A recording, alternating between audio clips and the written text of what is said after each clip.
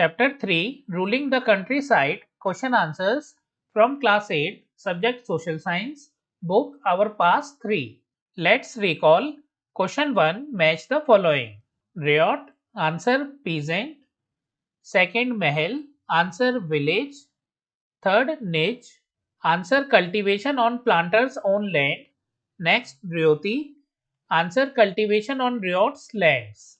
So friends, you can match them accordingly. Second, fill in the blanks. A. Growers of wood in Europe saw indigo as a crop which would provide competition to their earnings. B. The demand for indigo increased in late 18th century Britain because of expansion of cotton production. C. The international demand for indigo was affected by the discovery of synthetic dyes. D. The Champaran movement was against indigo planters. Let's discuss question 3. Describe the main features of the permanent settlement. Answer.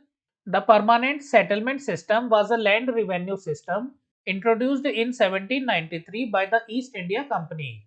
Rajas and talukdars were recognized as zamindars to collect rent from the peasants and pay revenue to the company. The main features of the permanent settlement system are A. The amount paid by the zamindars to the company was fixed permanently.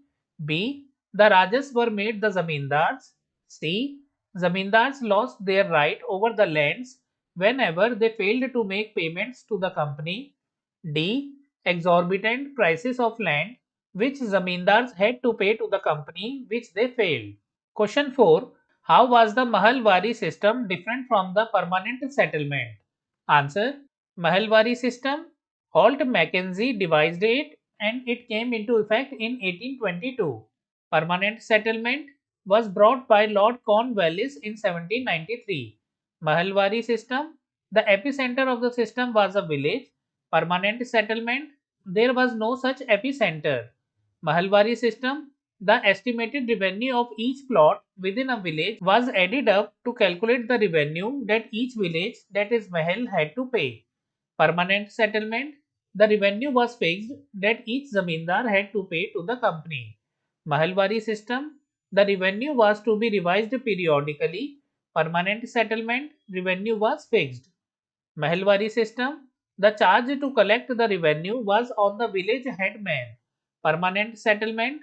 The charge to collect the revenue was on the village zamindar, that is Rajas, talukdars.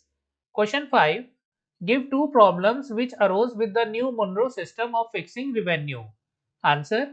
The new Munro system of fixing revenue posed two problems. A. The revenue demand was fixed way too high for peasants to pay.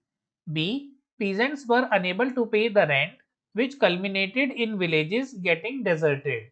Question 6. Why were ryots reluctant to grow indigo? Answer. The ryots were reluctant to grow indigo for the below given reasons. A. They were paid very low prices for it. B. The ryots never saw any profit accruing from the indigo plantation. C. Ryots were asked to grow indigo on the fertile parts of their land by the planters, which they were apprehensive about. Question 7. What were the circumstances which led to the eventual collapse of indigo production in Bengal? Answer. The collapse of indigo production in Bengal was caused by the following circumstances. A. Ryots denied producing the indigo anymore. B. Protests started taking place by the peasants. Ryots supported by the zamindars. C. Following the protests, the Indigo Commission was constituted by the government, which accepted the faults of the planters and asked the planters to stop the cultivation. D. Planters eventually moved out of the city. Next, let's do question 8. Find out more about the Champaran movement and Mahatma Gandhi's role in it. Answer. The Champaran Satyagraha of 1917 was a significant milestone in India's struggle for independence. It was the first major act of civil disobedience led by Mahatma Gandhi in India. This movement took place in the Champaran district of Bihar and marked the beginning of Gandhi's leadership in the Indian independence movement.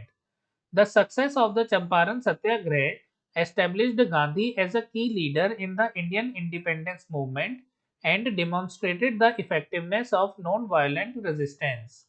It set the stage for future mass movements led by Gandhi, including the non-cooperation movement and the Salt March. Question 9. Look into the history of either tea or coffee plantations in India.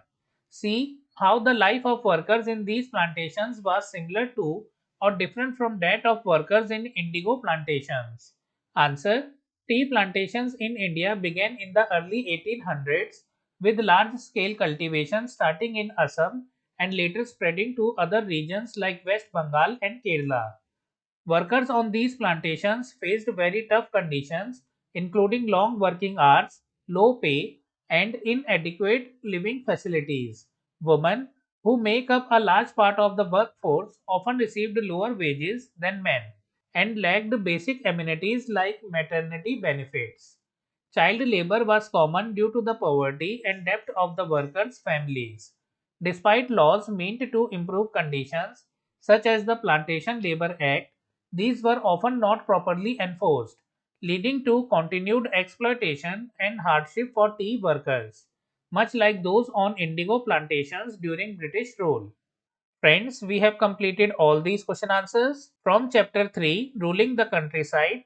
If you like the video, kindly like it and share it with your friends. You can support me with channel membership and super thanks. We will meet in the next video. Thank you for watching.